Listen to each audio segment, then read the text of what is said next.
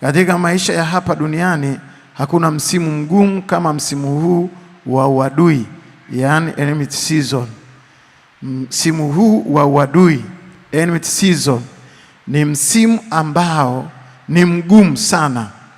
Msimu huu wa uadui, yani enmity season, ni kivuko cha kukutoa kutoka heshima mpaka heshima, kutoka nguvu mpaka nguvu, kutoka uwezo mpaka uwezo, kutoka neema mpaka neema, kutoka upako mpaka upako, na ni njia kuu ya kufikia kwenye kusudi.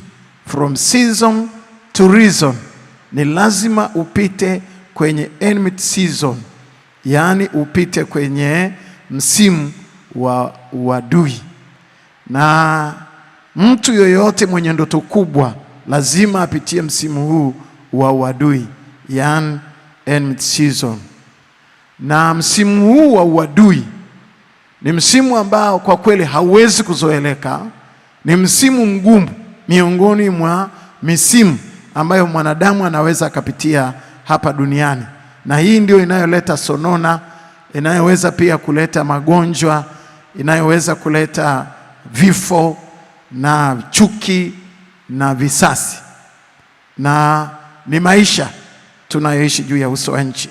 Naomba uangalie tu reflection au kielelezo kichache kilichoko hapa. Tunaposema mtu yoyote mwenye ndoto kubwa lazima apitie msimu huu wa uadui, yani enmity season. Na ili kufikia pale ambako unatazamia kufika, hili ni daraja, ni kivuko cha kukutoa. Inakutoa kutoka heshima mpaka heshima, kutoka nguvu mpaka nguvu, kutoka uwezo mpaka uwezo, kutoka upako mpaka upako, kutoka neema mpaka neema. Lakini ni kivuko cha moto. Ni kivuko ambacho ukipita pale umepita.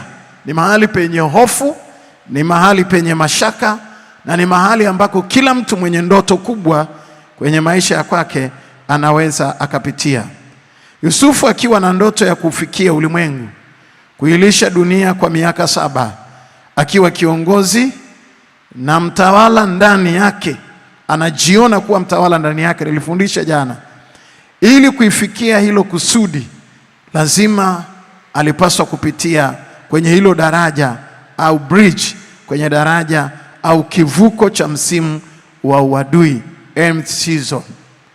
Na kivuko hiki cha uadui ambacho kimsingi Yusufu, mistari tuliyosoma ni mistari inayoonyesha huo uadui ulioinuka kwa kiwango kikubwa kutoka katika familia yake, na inamlazimisha aache nyumba na familia yake na baba yake aliyempenda na aondolewe pale kwa sababu ya uadui. Na unaweza ukaona kielelezo cha Yusufu, zile visions, reflection ambayo Yusufu anaiona. Yusufu akiwa na ndoto ya kufikia ulimwengu, kuilisha dunia kwa miaka 7, akiwa kiongozi na mtawala ndani yake.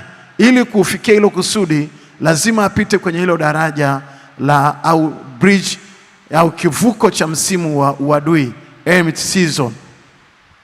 Na ana reflection kama unavyoiona ya kwako, na kila mtu ana reflection ya kwake, lakini lazima upite kwenye hicho kivuko cha uadui.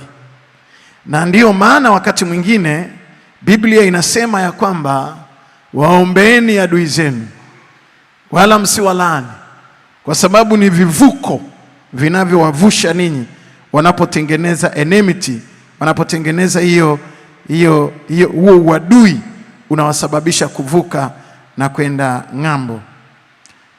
Huu msimu wa uadui, yani enmity season, hakuna hata rafiki yako anayeweza kukuokoa kwa bahati mbaya sana.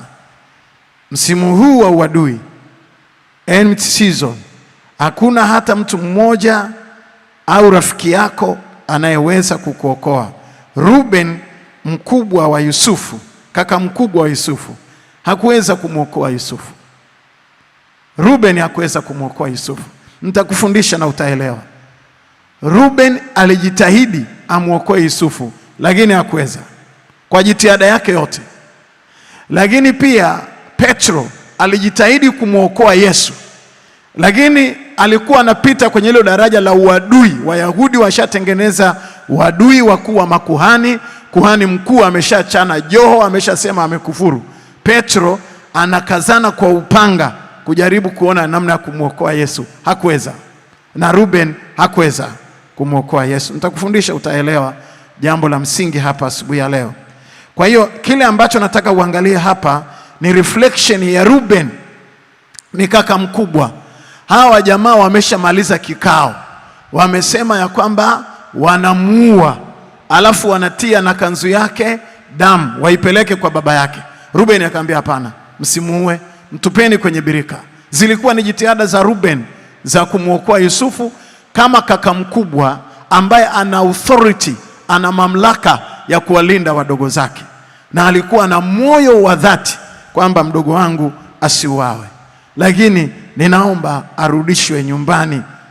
Msimu huu wa uadui ni msimu mgumu sana kwenye maisha ya watu, na ni msimu ambao haraka sana unaenea kwenye mioyo ya watu.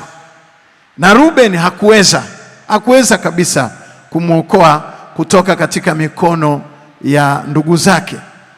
Na huwezi kuamini, walipofika mahali pa kumuuza, Ruben alipoenda birikani akakuta mdogo wake hayupo. Akaja akalia, akawaambia jamani, ndugu yangu hayupo na mtoto hayupo birikani.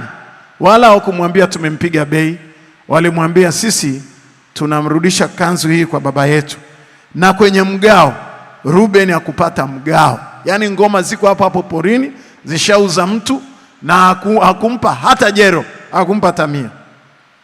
Na wamemuuza hapo porini. Kwa hiyo kati ya watu ambao hawakujua Yusufu yuko wapi ni Ruben pamoja na Yakobo. Hawakuelewa. Hiyo dili ilipigwa juu kwa juu. Na tunapoangalia hiyo reflection ya daraja la uadui au msimu wa uadui, una msimu ambao ukiuona umetengenezwa uadui kwenye maisha yako, lazima ujue kuna mahali unaenda. Sasa walio wengi hawajuagi kama kuna mahali wanaenda. Wanapata mpaka matatizo ya vidonda vya tumbo, pressure, sukari na magonjwa mengi yanaanziaga hapo. Lakini heri yule mtu ambaye anashiriki na sisi katika darasa hili, katika Kwaresma hii. Tumsifu Yesu Kristo.